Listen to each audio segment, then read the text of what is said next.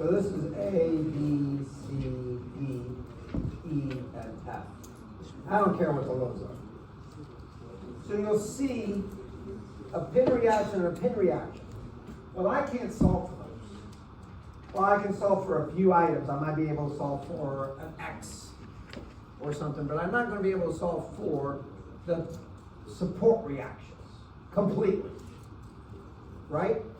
That doesn't mean you can't solve the truss, because I can't just say, hey, I'm going to skip finding the support reactions and go straight to here. That's two unknowns, and I'm going to solve that. So I'll get this and this. Once I have this and this, I got this, I got this. Once I have this, right, there's two unknowns, BE and BA, so I'll get that by doing a joint B. Once I have that, then I have, these guys are known, there's only two unknowns at E now, I'll get that and that. So just because you have a support reactions that I can't calculate does not mean it is completely statically indeterminate. It doesn't mean I can't use the method of joints to solve for the truss. Okay? All right, just so you know. So I could easily, and the reason I bring this up is because in the homework, there's something very similar to this. It's not exactly that, but it's something similar where they have a pin and a pin. And I don't want you to freak out and go, oh, I can't do this problem. No, you can. You just start writing method of joints at C, jump to B, jump to D, etc. And just move your way from C that way towards the two pins. Okay? All right. Next. Here we're going to introduce you to the method of sections. Why? Because I'm not asking you for everything. I'm asking you for 3 items. 3 members. I don't care about the rest of them. Just those 3. So you had your intern do the truss problem, and now you're looking at the truss, and you know damn well you never take anything at face value. You will do a check, even if it's just to calculate a few items. Here I'm doing the check, and I'm going to check to see if my intern did this correctly and solve for CG, HG, and HI. Now, in the method of sections, you will cut through the members that you're looking for. And you hope that you can cut through no more than 3. Well, and by the way, it doesn't matter how you cut. You could cut horizontally, you could cut vertically, you could cut on a diagonal, you could cut a sinusoidal. It doesn't matter. But you're hoping to cut through no more than 3. So I'm looking for this one, and this one. There is no way I can cut through those 3 and get only those 3. So in this case, I might have to do 2 cuts rather than 1 cut. So the first cut I'm going to make is I'm going to cut through right here. That's going to be cut 1, 1. And then to get HI, I'm going to make this cut. That's going to be cut 2, 2. So looking at cut 1, 1, I have a choice. I can draw a section, that's why we call it a method of section, a portion of this truss. That portion could be that portion to the right, or I could do the portion to the left. It doesn't matter whether you do a left, a right, upper, lower half, whatever. Here, it kind of does matter which section you look at. And now I ask you the question, why does it matter in this problem? Why does it matter whether I take the left or the right? So I have a choice. I could either take, basically I could look this way, or I could look that way.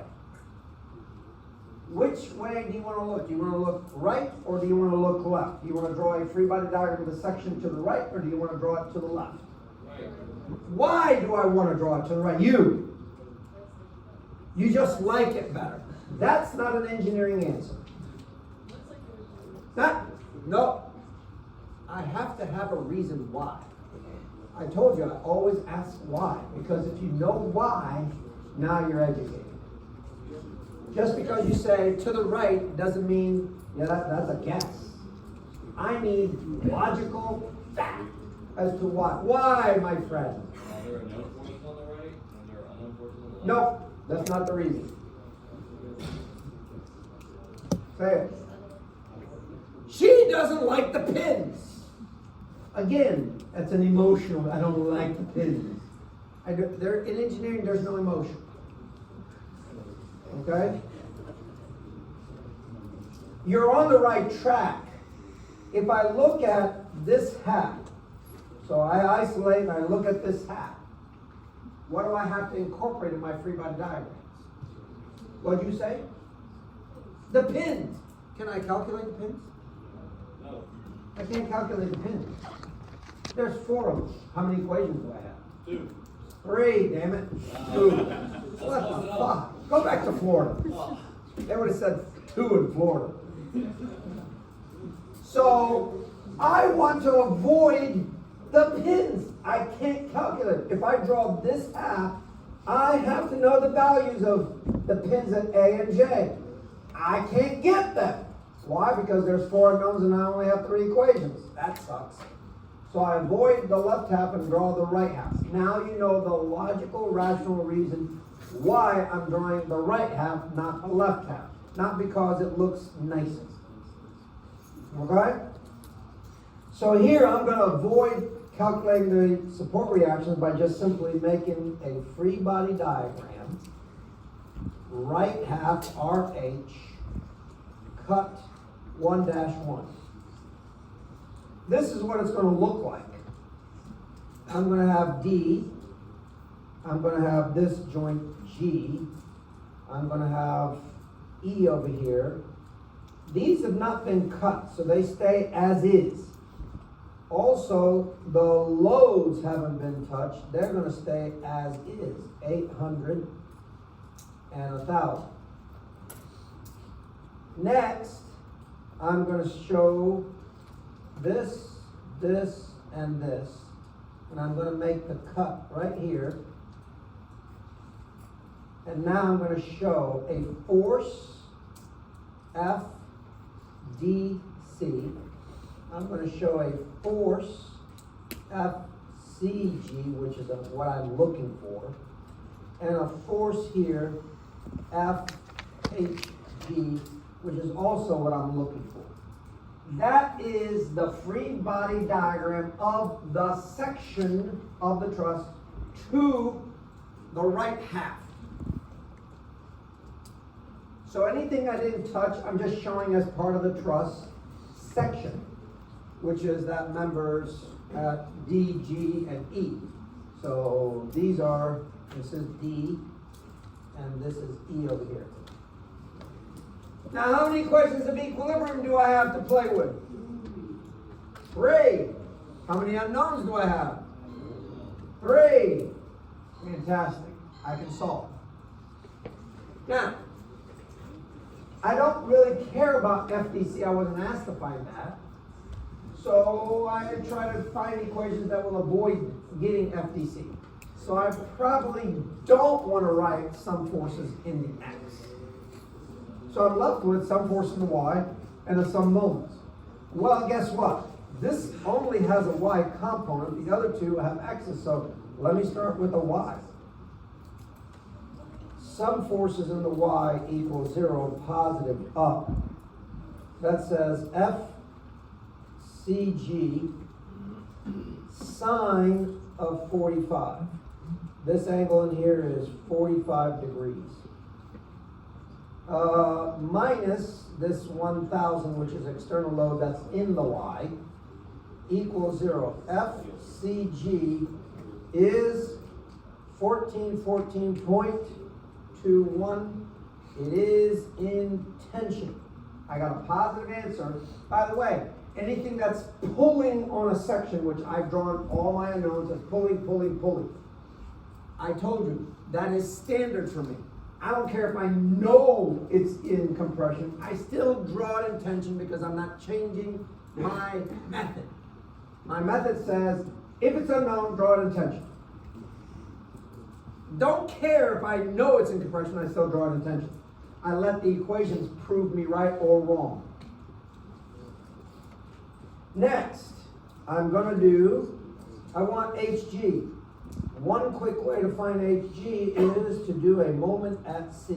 Some moments at C equals 0. Counterclockwise positive. Can I do a moment at C? Yeah, you can take a moment anywhere you want to take a moment.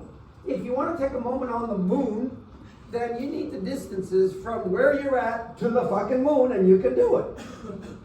There is nothing that says you can't take a moment on the moon. But you gotta know the distances. So even though C is not on my diagram, I can still take a moment to it. So I am. And the reason I want that is because these two, line of action goes through C, therefore they create no moment. In which case I would have minus FHG plus 800 times 10 minus 1,000 times 30 equals 0. What's the distance from here to C? 10 plus 10 plus 10, that's 30. That is doing a clockwise rotation, that's a negative. This 800, if I move it all the way by the principle of transmissibility to here and go around C, that is counterclockwise, and its distance is 10. So you can see FHG comes out. It comes out as minus 22004.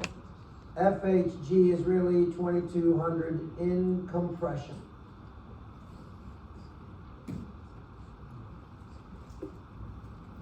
Who's not with me?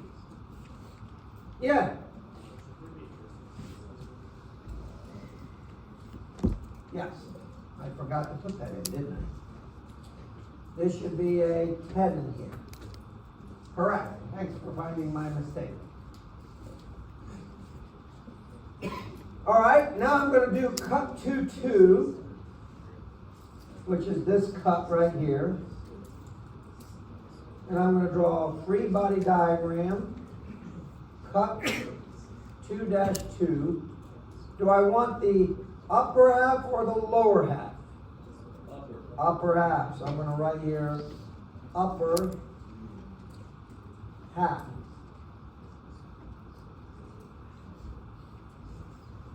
So here comes the upper half. I should have a C here that's going to a D here, that's coming down here to a G here, that's going over here to this, where I have my 800, my 1,000. I'm going to have this member come in to here. I'm going to have that member come here, that member come there, that member come there, and I'm going to draw my cut.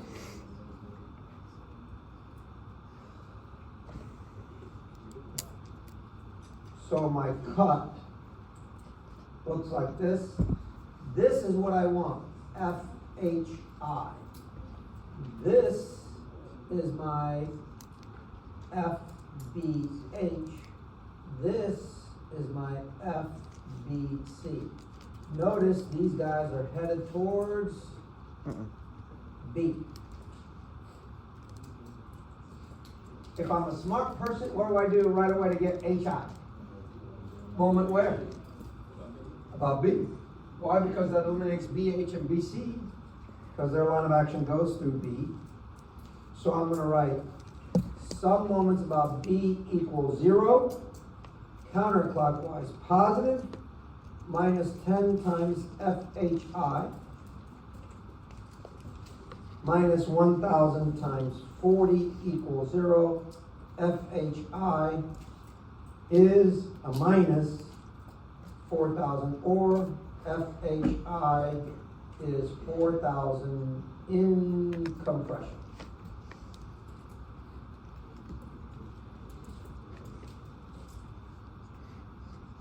I guessed wrong on that one. But that's okay. Any questions there? Those are nice earrings. You have 2 of them, or is that 1? That's 2. Yeah. Are you pierced twice? 3. Oh, there's a little, oh, I didn't even see the star. You're right. It appears 3 times. Yep. Did it hurt? Yeah, 3.